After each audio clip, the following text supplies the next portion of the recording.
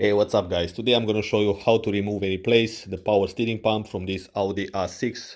First step is to remove the front bumper, the radiator, the AC compressor radiator, the fan, and then you're gonna get access to the serpentine belt and therefore to the power steering pump. Otherwise, you cannot do this job. So I'm gonna put a link in the description below with a video I made on how to remove these. So once you are done with everything that I showed you in the previous video on how to remove everything from here, you get to this point where you can remove this propeller because it's in the way. So use a 5mm hex. You got 4 screws around here.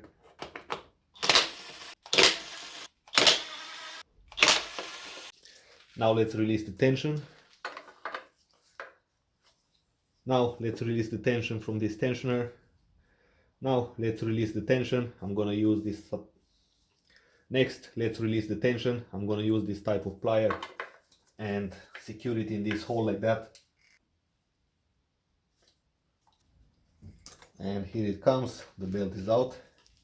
Next, with a 6mm hex, I'm going to remove this pulley. I'm gonna hold with a screwdriver against a solid point. Just make sure that your 6mm hex goes all the way on the bolt, otherwise you might risk to round them up, which of course you don't want. I'm gonna use some penetrating fluid, let it soak a little bit. You can disconnect this power steering fluid line from the reservoir. Let's unplug this map sensor. Oh. And here it comes. Actually, all this service should start with checking the fluid.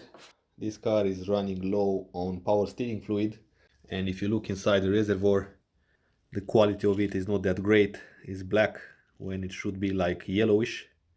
Alright, so the symptoms of a problem with the power steering is when you try to turn the car right or left from a steady position, you will feel that the power steering pump is not working. You feel that you have to do more work to turn the car than usual. Or you might also hear sounds from the power steering pump while you turn the car. That's a sign that the pump is on the way to go, and it's also possible that you are running low on fluid, like in my situation.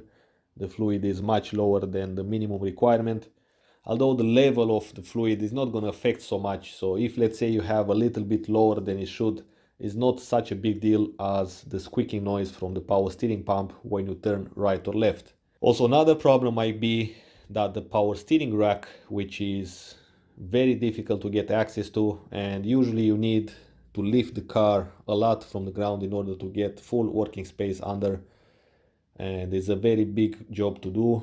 It's a pain to do this job sometimes because most of the time this power steering rack is above the frame of the car, so it makes it very difficult to remove. In some situations I've seen that you have to remove the engine in order to get access to that power steering rack. So this can be a quite serious issue, and before even starting doing this job, if you have only this issue on your car, you probably have to leave it like that, because if it's not the power steering pump, I don't think it's worth it to do this job on this car, because it's not so expensive these days as far as I know, and it's not worth to do a 2000 euro job on a car that's worth less than that. So I hope you get my point.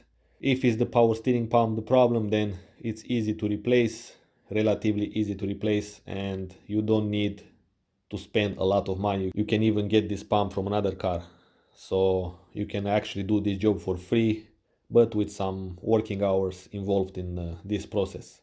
So with that being said, let's go ahead and remove this hose from here and expect the fluid to come out.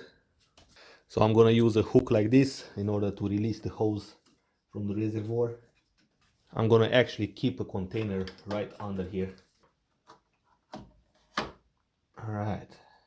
Now I'm going to temporarily obstruct this hose to not get that fluid everywhere, and empty the fluid inside my container. On this pipe, which basically sends the fluid in front of the radiator to be cooled, this pipe will also be empty. So now when I'm going to open the power steering pump, it's going to be the moment when most of the fluid will come out. Next, with the 22mm wrench, you've got this bolt which secures this line, which will send the power steering fluid to the steering rack. So let's remove this guy. And of course expect some fluid to come out. And you can see how this bolt is allowing the fluid to pass from the power steering pump to the line through these holes. Now the power steering pump is free to be removed. Just undo these bolts. So you've got 3 in the front and 1 back here. I'm gonna use this flexible ratchet.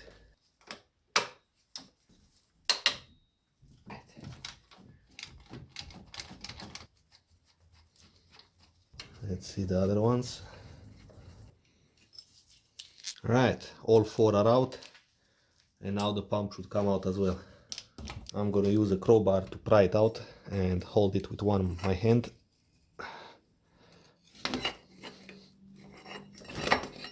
And here it comes, guys. I'm gonna empty the fluid out. Turn the pump fast in order to get the fluid out.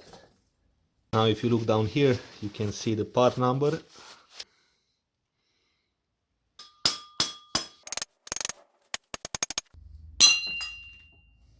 You can hear that? That's a little bit of playing in there. Now to install it back, it's quite easy if you have everything out of the way. So just place it in there.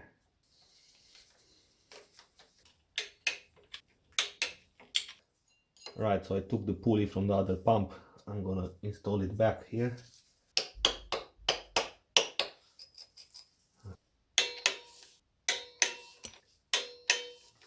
Let's reconnect this line.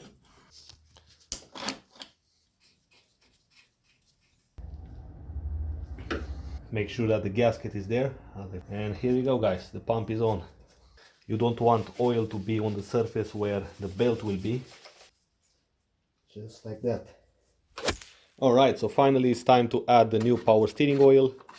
As I said, on the cap you've got the indicator with minimum and max level. First, just go ahead and fill it up to the max level, and then you're going to be able to turn the engine and turn the steering wheel right and left. Meanwhile, the engine is on, all the air bubbles will come on top, and you're going to be able to fill it up more until you reach the correct level of the power steering oil. And just repeat the process until you don't see any air bubbles in here. Alright guys, so that was pretty much it. I hope I helped you to take a decision over the situation when the power steering is not working on this car. If so, give this video a thumbs up. Also check out the other videos about this car if you own this Audi A6. And until next time, take care, so I can see you soon.